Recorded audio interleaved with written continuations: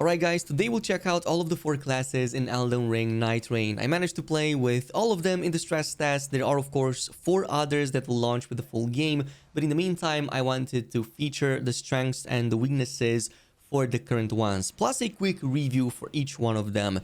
And I want to start things off with the Wylder because this was by far my favorite. I wasn't even planning to main this because I found it boring from the reviews, but honestly, it's the most fun I've played with so far, and specifically it's because of its claw shot ability. This is your grappling hook, which you can use to both grapple enemies and pull them to you, or pull yourself by just using this on any terrain. And it also has a very stylish slide if you use this on the ground, so you can cover a bit more distance after you pull this off. It literally got me out of so many bad situations when bosses were about to hit me or about to get one-shotted by something. It's really amazing to pull this off nonetheless.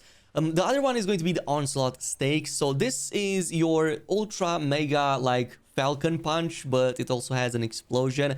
So this is not the best ultimate in the game, but it is very useful because you can easily stun lock enemies with this, especially if you have, I don't know, maybe a Duchess in the party and she uses the restage. You can definitely have both of these, and that's really going to stun the boss. But without it on its own, it's pretty okay. Every now and then it kinda misses, even though the explosion appears to cover the target, or if the enemies move away slightly, you're going to completely miss out on that. However, if you do manage to hit a whole group, for example, it's going to help you so much.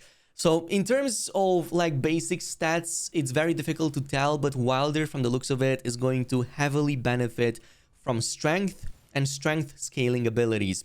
So for example, the Lion's Claw Ash of War was consistently pulling off the highest damage numbers on the Wylder compared to any other of the classes so far, maybe with the exception of the Guardian. So I'm going to assume that strength is its biggest stat in this case.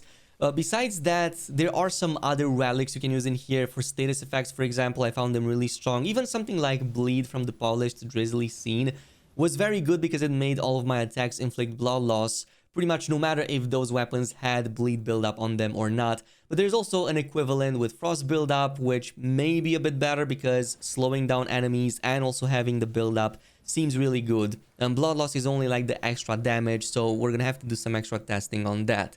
Now, the next that I have to cover is the Duchess. I planned to main this initially, but it starts with such a low amount of HP. However, by level 3, which is like literally first couple of minutes of defeating enemies, it kind of becomes more bearable. Plus, this class also has the best dodge out of all the classes. It's much faster. You also have like the backflip. You also have the flanking dodge, really good for all of these extreme situations. However, you may still want a Duchess in your party because both of its skills are very useful for group situations. So Restage is, in my opinion, one of the best secondary skills. It basically makes the enemy / boss relive the past few seconds, including all of its attacks done against it. So if you coordinate with your whole party to unleash your strongest attacks, and then the Duchess does a restage, all of that damage gets applied again. It's not like 100% of the damage applied again, more like 50 to 70%, but it's still very useful, a still huge burst in damage, plus also damage to poise, so you're going to also stun that boss much easier. And the low cooldown makes it very useful in group situations. Finale is also great. The mass invisibility is amazing. Not only does literally everybody ignore you, including the bosses, yes, the day 3 boss as well, but you can also attack those enemies while cloaked in invisibility, and they will not react. Maybe they might move a little bit, but they will not know where to attack you. So for example, if you go in with, I don't know, the bleed drill weapon and you just throw it in the enemy, you can unleash the whole chain of attacks and the boss will not do anything because it doesn't know. So it does last quite a bit of time, which makes it so useful, giving you plenty of opportunity both to attack or maybe to disengage, maybe even revive your fallen teammates if somebody has already fallen. Also, quick mention for the Duchess, I got a really strong relic just to show you some examples. This one right here, last hit of the chain, pretty much gives you another free restage on every nearby enemy, which is insane. This pretty much means you can repeat some of these attacks on a whole group of enemies. I can already imagine the second Knight boss being a very good contender for that. Since it has 3 adds, this can definitely help out, and you can just focus on the main boss while everybody around just absolutely gets blasted. But there may be even stronger examples than this. Now, we also have to talk about the Recluse, and I'm not going to lie, I was dead wrong on how the community will pick this off, but it's one of the most, like, popular classes and one of the strongest in the game. Maybe the strongest right now, just because mages in general are very strong. And obviously, this is going to have a ton of intelligence scaling. You start with a staff, which means you're going to immediately have access to ranged magic, which is going to be very powerful. And you don't have to dodge as much because you don't have to be in enemies' faces.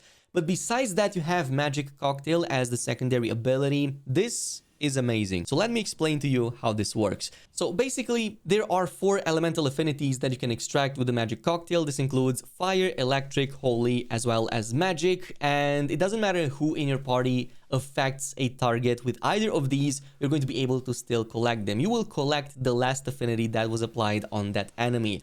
And in this case, different combinations of these 4 abilities in sets of 3 will give you different results. For example, the strongest one, which is this, what I like to call Atom Bomb, is a combination between magic, fire, and electric. If you pull this off and extract those 3 affinities and create the Magic Cocktail, that's going to be the ability that you get. But there are other options that I went ahead and tested. For example, Double Holy and Fire, or Double Fire and Holy, gives you the same spell, which is this AoE group heal.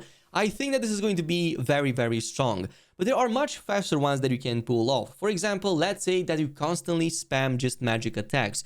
What you can do in this case is just collect that magical affinity 3 times, create this cocktail, which is basically going to be this attack right here that slashes enemies every single time. And by the way, you can also collect the magic from the slash attack from the cocktail that you just performed. So it's really bonkers. You just have to be on your toes and constantly pull off Magic Cocktail. It doesn't even matter what you do. Most of the spells are going to be useful, maybe with one exception, but try to use it constantly. Meanwhile, the ultimate is the Soul Blood Song, and this unleashes a Forbidden Blood chant to brand nearby foes with blood sigils. Basically, you debuff the enemy for like 10 seconds, and everybody who attacks it restores HP and FP per hit. And by the way, if you affect multiple targets, guess what? That's going to stack up. So if you affect the boss and a bunch of ads, you can literally face tank it, or at the very least have a high amount of sustain. So this helped us so much. I think that Recluse is probably one of the best ones to have in your party, and this is like by a long shot. So definitely a must-have in pretty much every single party situation, besides the fact that magic is generally just very strong. Now, in terms of the Guardian, I'm not going to lie, either it didn't click with me, or maybe I think that some of its abilities have to be fine-tuned. Specifically, its skill called Whirlwind, this just does that simple gust of wind.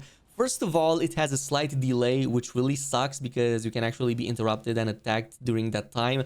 Second of all, it's only one single cast of wind, so I am not sure if you can hold this continuously. I don't think you can. But even if you do, the damage seems to be rather mediocre, and in the case of bosses, it's really, really useless. You're not going to want to use this against bosses because it's not going to affect them besides dealing that damage. Literally every other class has an ability that's useful in boss situations. Guardian in this case is the exception.